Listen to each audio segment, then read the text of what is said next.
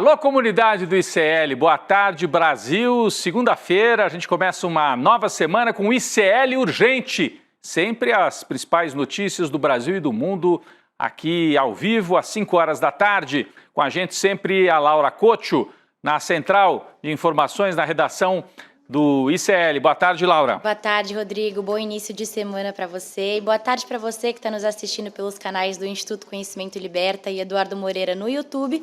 E muito boa tarde para você que está nos ouvindo pela Web Rádio São João, em Quixadá, e pela Rádio Cultural FM no Rio Grande do Sul. Vamos lá, Rodrigo. Vamos lá. Boa tarde para você que mora nesse país em que a guerra está declarada na extrema-direita, dentro da extrema-direita.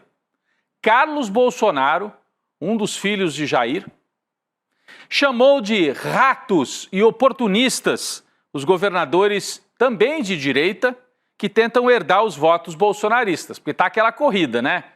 Aliás, a direita parece que está torcendo mais para o Jair Bolsonaro ser condenado do que a turma da esquerda. Assim, condene logo para deixar o terreno liberado. E aí há uma corrida entre os governadores da direita e da extrema-direita para ver quem é que vai ocupar esse espaço. E os filhos de Jair Bolsonaro já perceberam. E estão revoltados. Foi uma postagem duríssima do Carlos Bolsonaro, mostrando que não vai ser fácil a vida dos governadores. Estão achando que o Jair vai para a cadeia, vai ser condenado, e aí, tá bom, eu apoio o Tarcísio, eu apoio o Zema, quem quer que seja. Parece que não vai ser assim, não. A família não vai não vai aceitar ser jogada assim para o mar. Vai resistir. E a postagem que nós vamos mostrar já já do Carlos Bolsonaro indica isso, e aliás foi repostada pelo outro irmão, o Eduardo Bolsonaro. Lembra daquela frase, a esquerda não se une nem na cadeia? O pessoal falava disso, né? Na época da ditadura, várias facções, e aí discutiam até dentro da cadeia, perseguidos, né, pela ditadura. Mas a gente pode dizer que a extrema-direita brasileira não se une nem às portas da cadeia, que o Bolsonaro está exatamente nesse lugar agora, esperando o julgamento em setembro. Bom, o mundo de olho em Alexandre de Moraes. Foi divulgada hoje uma entrevista concedida pelo ministro ao jornal dos Estados Unidos, The Washington Post, um dos principais jornais lá dos Estados Unidos, histórico, né, Washington Post. Alexandre de Moraes, e está aqui a manchete no nosso site também, se você quiser mais informações, um resumo do que o Alexandre de Moraes disse lá nos Estados Unidos para o Washington Post. Ele afirmou o seguinte: não existe a menor possibilidade de recuar nem 1 milímetro, foi a expressão usada pelo Alexandre de Moraes, nem 1 milímetro sequer em relação ao ex-presidente Jair Bolsonaro. É um recado, ele está falando para o público de lá, está dialogando com a elite dos Estados Unidos. A Laura Cotcho tem mais detalhes sobre essa entrevista. Laura. Rodrigo, tudo indica que o Moraes não vai deixar ser intimidado tão fácil assim. No caso do Bolsonaro, o ministro do STF contou ao jornal Washington Post que estava assistindo a um jogo do Corinthians quando o celular dele começou a apitar, com várias mensagens dizendo que Jair Bolsonaro havia descumprido a ordem de não usar as redes sociais. Ele agiu imediatamente, decretando a prisão domiciliar do ex-presidente, que vai ser julgado nas próximas semanas por tentativa de golpe de Estado. Já sobre os vários ataques dos Estados Unidos, o Moraes comentou como os norte-americanos têm dificuldade de perceber o quão frágil é a democracia. Ele disse, abre aspas, eu entendo que para a cultura norte-americana é mais difícil entender a fragilidade da democracia porque nunca houve um golpe lá. Mas o Brasil teve anos de ditadura sobre o presidente Getúlio Vargas, outros 20 anos de ditadura militar e inumeráveis tentativas de golpe. Quando você é mais atingido por uma doença, você desenvolve anticorpos mais fortes e procura uma vacina preventiva. Foi isso que Alexandre de Moraes disse ao Washington Post, Rodrigo. Então é isso, nem um recuo, nem 1 milímetro sequer de recuo, avisou o Alexandre de Moraes. Se eles pensam que vão intimidar, talvez possam intimidar outros ministros do Supremo. Mas o Alexandre de Moraes, aliás, tem até esse folclore, né? Ele contou aí na entrevista que estava assistindo o jogo do Corinthians quando tomou a decisão de prender o Bolsonaro. Eu sou corintiano também. O Corinthians está perdendo tanto que o Alexandre de Moraes deve ficar de mau humor e aí o pessoal diz, o Corinthians perde, o Alexandre de Moraes dá uma canetada e é mais duro ainda nas execuções ali contra o Jair Bolsonaro. Então, ele conta que foi no momento do jogo do Corinthians que ele decidiu mandar o Jair Bolsonaro para a prisão domiciliar, mas tecnicamente estava bem embasado também nesse caso, além de mal-humorado pelos resultados do Corinthians, com exceção do Palmeiras, né? Do Palmeiras a gente ganha sempre. Bom, Alexandre de Moraes não está sozinho nessa, colega de Alexandre, o ministro Flávio Dino decidiu hoje que ordens judiciais e executivas de governos estrangeiros precisam ser homologadas aqui no Brasil para ter eficácia, ou seja, basicamente o que Dino fez foi proibir que sanções estrangeiras unilaterais valham aqui para o Brasil, está na manchete. E isso é muito importante porque o Trump tenta atingir de qualquer maneira autoridades brasileiras. Essa decisão de Flávio Dino busca blindar o ministro Alexandre de Moraes do impacto da lei Magnitsky, que permite sanções, né, a pessoas que estão fora dos Estados Unidos. A decisão do Flávio Dino, de hoje, foi enviada para o Banco Central, para a FEBRABAN, a Federação dos Bancos, para a CNF, Confederação das Instituições Financeiras, e também para a Confederação de Empresas de Seguros Gerais e Previdência Privada. Por quê? Porque há setores na direção dos grandes bancos que chegaram a dizer o seguinte: não, veja bem, teve a ordem do Trump lá, fica ruim, né? A gente tem que cumprir aqui. Banco brasileiro, sob chancela da lei brasileira, vai ter que cumprir ordem que vem de governo estrangeiro, de uma outra constituição, de outro lugar? Não faz o menor sentido.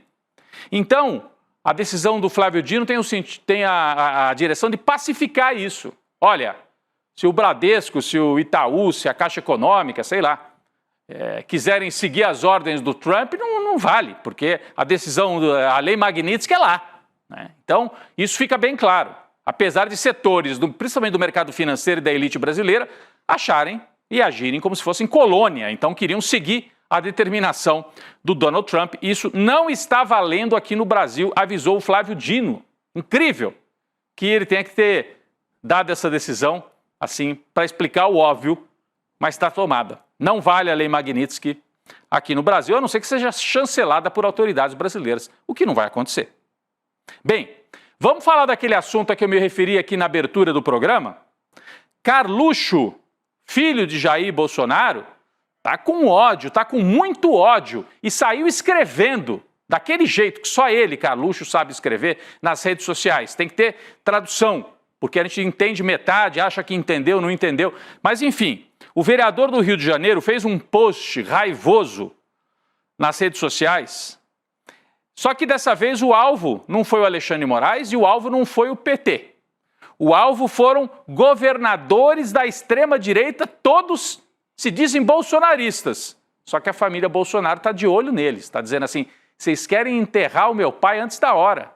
Vocês querem ficar com os votos sem prestar solidariedade a meu pai. E ele saiu atirando. Na publicação, Carlos Bolsonaro afirmou que os governadores da oposição, ou seja, da direita mesmo, agem como ratos e oportunistas, enquanto tentam herdar o capital político de Jair Bolsonaro, que está inelegível, como todo mundo sabe. Vamos destacar alguns trechos do post, que é longuíssimo. A gente separou alguns aqui. Olha lá. Enquanto Jair Bolsonaro está preso, doente e sendo lentamente assassinado a cada dia que passa, milhares de presos políticos sangrando, alma na cadeia, e os tais direitistas se calam. Aí ele começa a mostrar que ele vai atacar os direitistas. Vamos adiante, vamos para o próximo trecho. É meio truncado mesmo, mas a gente vai lendo aqui. Isso é desumano, sujo, oportunista e canalha, diz o Carlos Bolsonaro. Fingem que vão resolver algo, falam em indulto para os perseguidos da falsa trama golpista, mas depois se escondem atrás da prudência e da sofisticação técnica. Ele quer passar aquela imagem assim: nós da família Bolsonaro somos simplões, somos gente do povo, esses governadores é turma da elite, que finge que está com a gente, mas que gosta de ir jantar com o empresário, falar difícil e não defendem o Jair. Vamos adiante. A verdade é dura, e aí agora vem o trecho principal. Todos vocês se comportam como ratos, sacrificam o povo pelo poder e não são em nada diferentes dos petistas que dizem combater. Traçou uma linha no chão, é importantíssimo isso aqui, né? Querem apenas herdar o espólio de Bolsonaro, se encostando nele de forma vergonhosa e patética, disse o Carluxo. O que isso aqui demonstra, gente? Que se tem gente na elite, e tem muito, uma elite empresarial, que pensa assim, já foi, Bolsonaro é página virada, vamos decidir qual entre os possíveis candidatos vai ser o herdeiro. Então tem uma grande parte do empresariado que já está nessa. É almoço e jantar com o Tarcísio, é encontro com o Ratinho lá no Paraná, é o agronegócio com o Ronaldo Caiado, é o Romeu Zema se lançando candidato também lá em Minas Gerais, candidato a presidente. A elite de direita já jogou o Bolsonaro fora, já jogou. Acontece que o Bolsonaro tem os votos, é só você ir nas redes sociais. Nesse fim de semana, o Zema se lançou candidato e estava lá o Ricardo Salles, que é do Partido Novo. Olha os comentários nas redes do próprio Ricardo Salles. O pessoal está detonando, dizendo que vocês estão abandonando o Jair Bolsonaro, nós estamos com o Jair Bolsonaro, nosso candidato é aquele que o Bolsonaro indicar. Então, essa turma toda aí, que o Carlos Bolsonaro chama de ratos e oportunistas, está achando que vai herdar isso de graça? Não vai.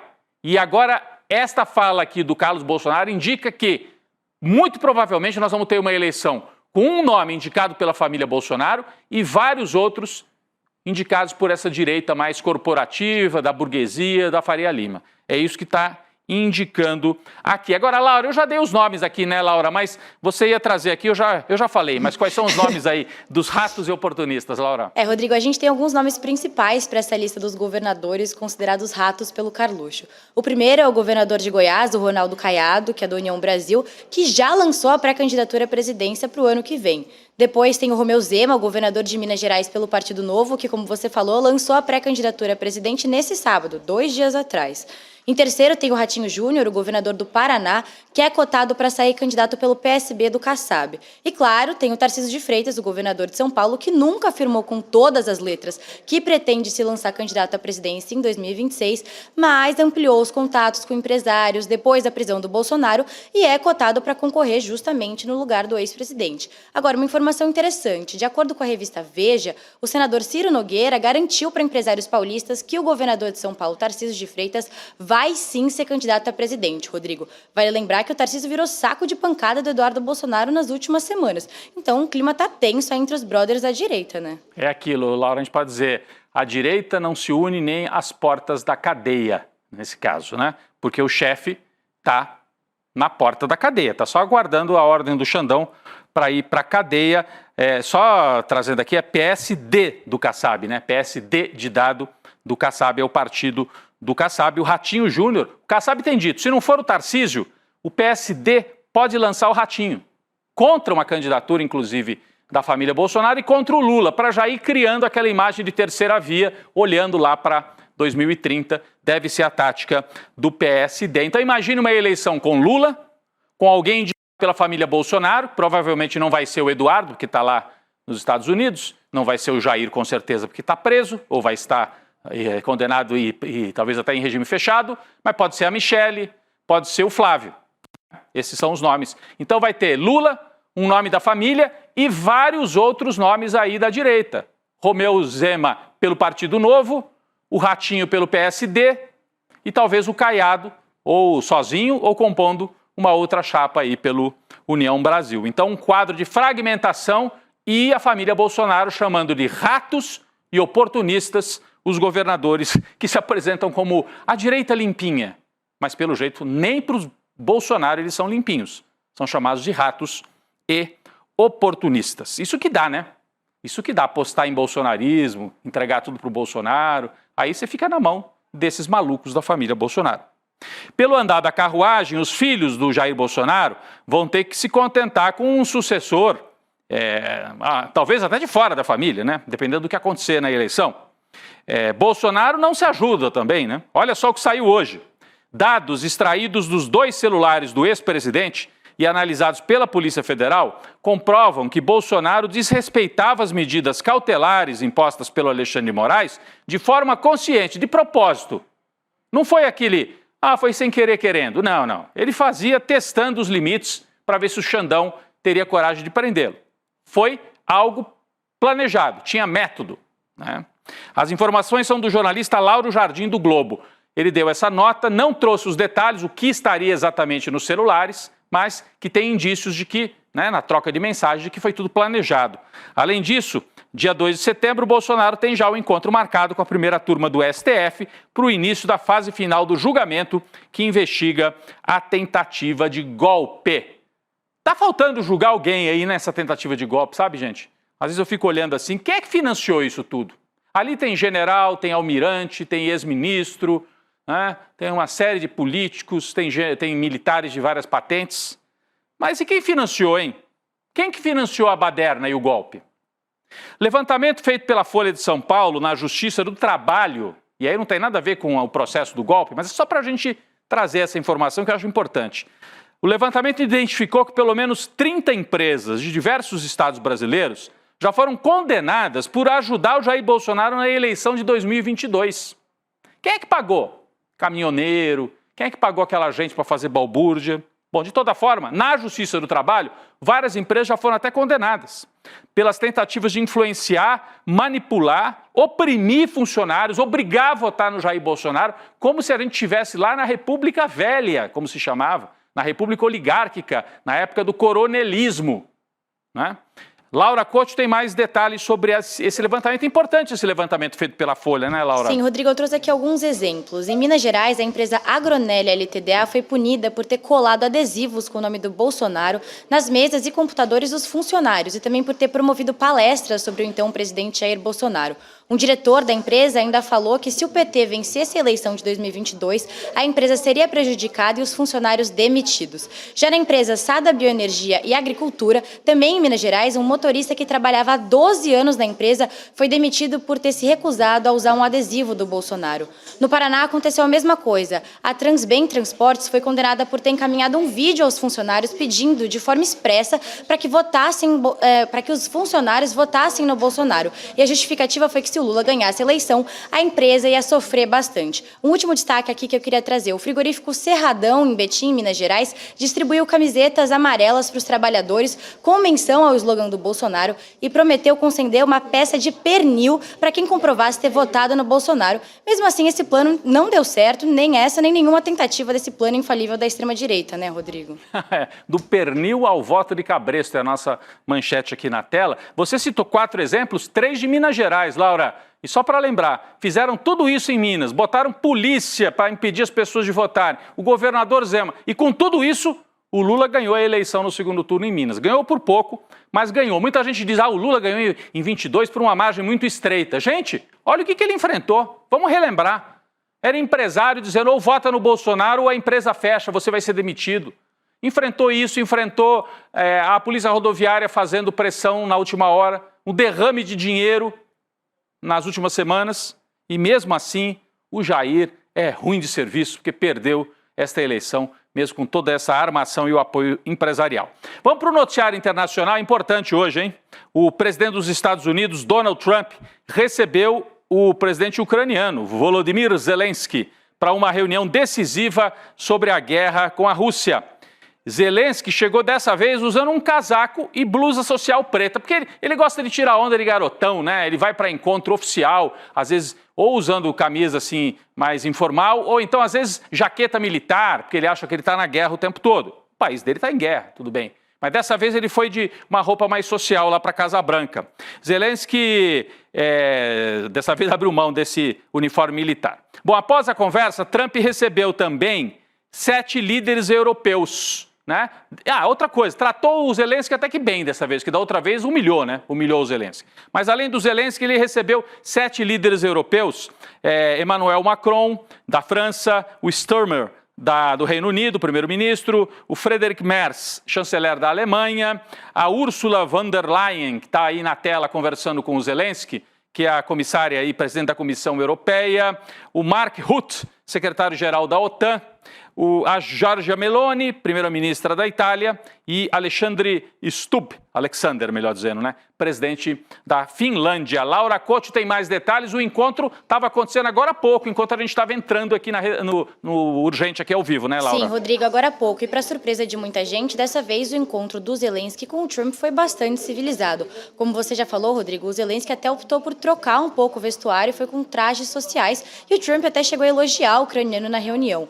Mas sobre as negociações de paz da guerra da Ucrânia, o presidente dos Estados Unidos disse que pode agendar uma reunião trilateral com o Putin e o Zelensky e ele, né, o Trump, se, abre aspas, tudo funcionar bem hoje. Já do lado dos europeus, o encontro simboliza o esforço da Ucrânia e da União Europeia em buscar garantias concretas de segurança diante da ofensiva do Putin, que já vai completar quase 4 anos, Rodrigo. É isso, e falando em Putin, Laura, hoje o presidente Lula, né, fez um telefonema. E dessa vez o telefonema foi para o presidente da Rússia, Vladimir Putin. Aliás, ele recebeu esse telefonema. Segundo o Palácio do Planalto, a gente tem aqui na tela a notícia, o líder do Kremlin compartilhou com Lula informações sobre a reunião dele com o Trump no Alasca. Então foi uma deferência do Putin. Imagine, o Putin cruza ali, vai para os Estados Unidos, e depois de muitos anos é recebido no Alasca pelo Trump. Quando volta para Moscou, o que ele faz? Liga para os outros chefes de Estado importantes no mundo. Liga para o Lula, que é dos BRICS. É uma deferência. Né?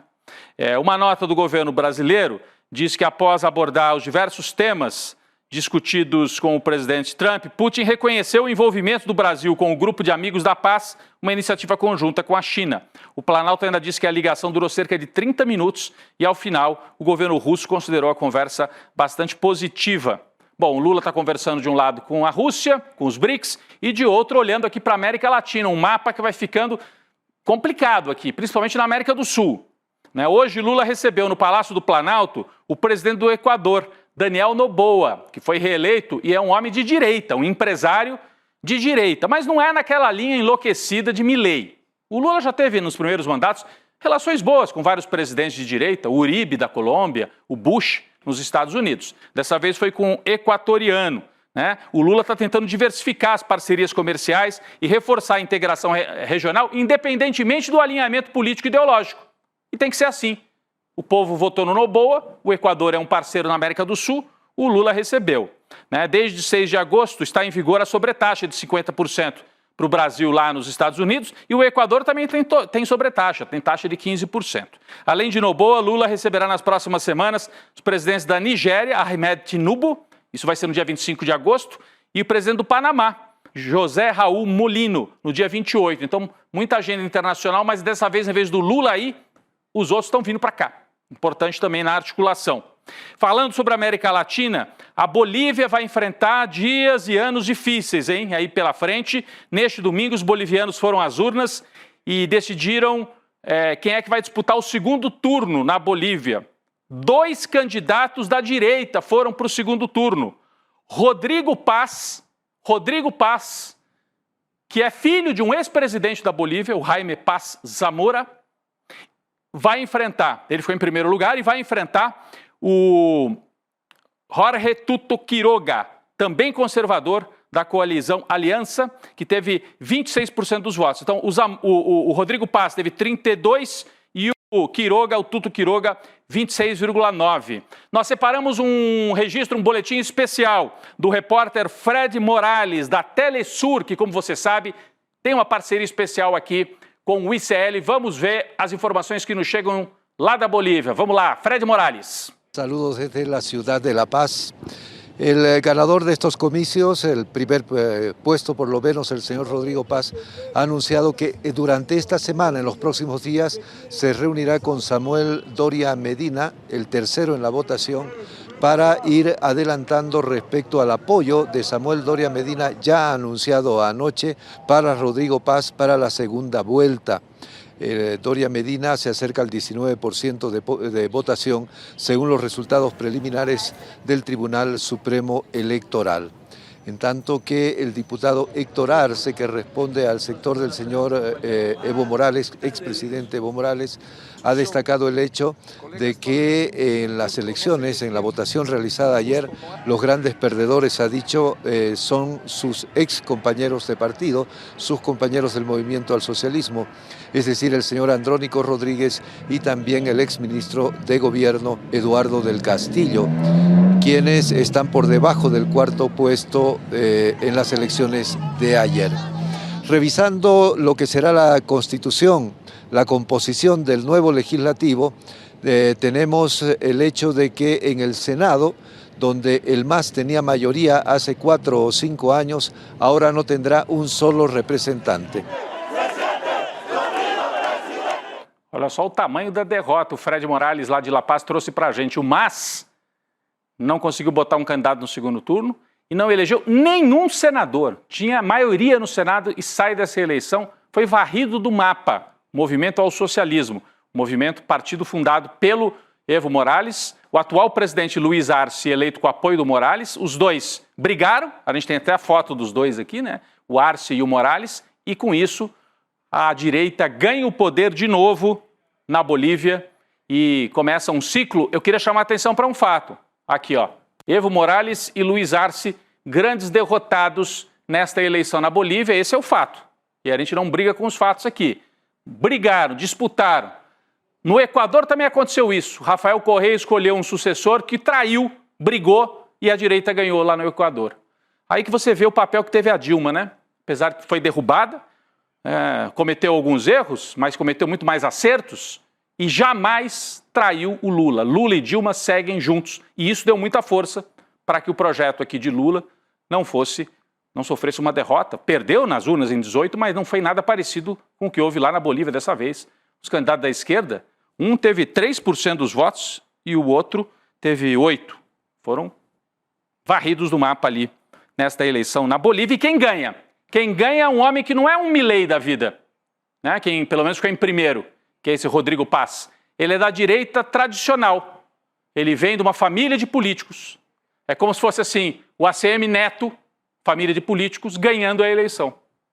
Então não é um Milei, não é um outsider, é alguém do sistema político e pela direita, escolhido dessa vez, ficou em primeiro, vai ter que enfrentar o Tuto Quiroga no segundo turno. Vamos ver o que acontece. A gente vai seguir acompanhando tudo isso. Pessoal, o Brasil virou uma referência mundial no combate e na resistência ao tarifácio de Donald Trump.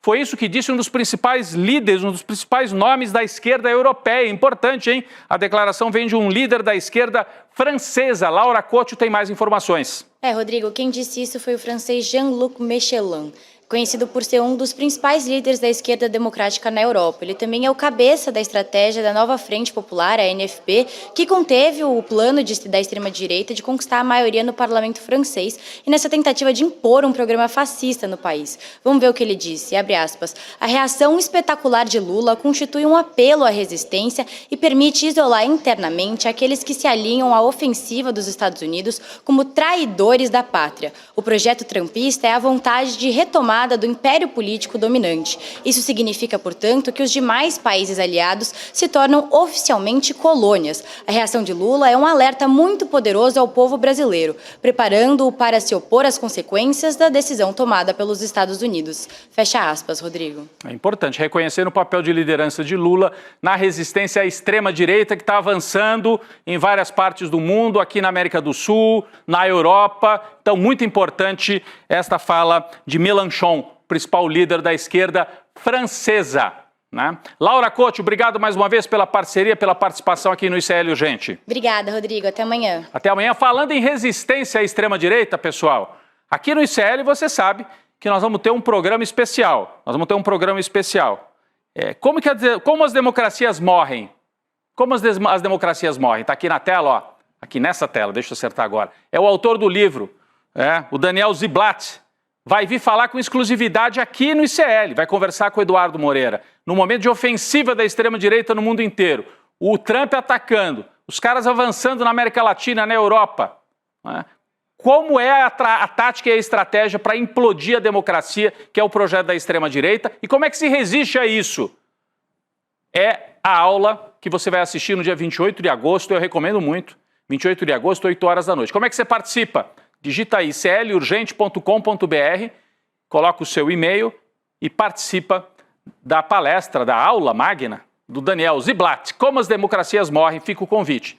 Digita agora, iclurgente.com.br, ou então você vai aqui, ó, acertei, ó, aqui o QR Code, você põe o seu celular no QR Code aqui, abre o campo, você preenche e a equipe do ICL te avisa. 28 de agosto, como as democracias morrem, não perca. Daqui a pouco vem o N2 com mais informação, com a Gabi Varello, Chico Sá, Heloísa Vilela de Brasília, e daqui a pouco eu tô por lá também. ICL Urgente volta amanhã. Obrigado, gente. As democracias não morrem mais com tanques. Hoje, elas morrem com votos. Morrem com um vírus que é implementado dentro do regime democrático para destruir a própria democracia. Quem nos ensina isso é Daniel Ziblatt, professor de Harvard e autor do livro Como as Democracias Morrem. Quer a notícia do ano? A bomba! Ele vai dar uma aula online, gratuita, para todos nós da comunidade do ICL. E mesmo você que não é da comunidade ICL vai poder assistir também gratuitamente. Vai ser traduzida para o português para todo mundo poder entender. Vai ser no dia 28 de agosto, uma quinta-feira, às 8 horas da noite. E aí chama teus amigos, tuas amigas também para participar, porque assistir uma aula dessa defende a nossa democracia. Mais do que nunca a gente precisa disso. Um abraço e até dia 28 que eu vou estar lá com vocês. Nossa entrevistada é uma pessoa muito especial, a professora Vera Iaconelli. Psicóloga com mestrado e doutorado na USP, psicanalista, autora de vários livros, colunista da Folha de São Paulo, mas agora a nossa entrevistada que vai falar aqui sobre saúde mental e doenças mentais de cidadãos, de pessoas e de um país, do Brasil. O Brasil está no divã, está gravemente enfermo. Estou certo? Tá certo, e quanto antes ele começar essa análise, melhor. Tem como sair desse labirinto de doença? Olha, a gente tem algumas saídas, vamos ver se a gente usa elas, né? É sobre isso que a gente vai falar aqui na entrevista que você não pode perder. Muito, muito interessante. Até lá.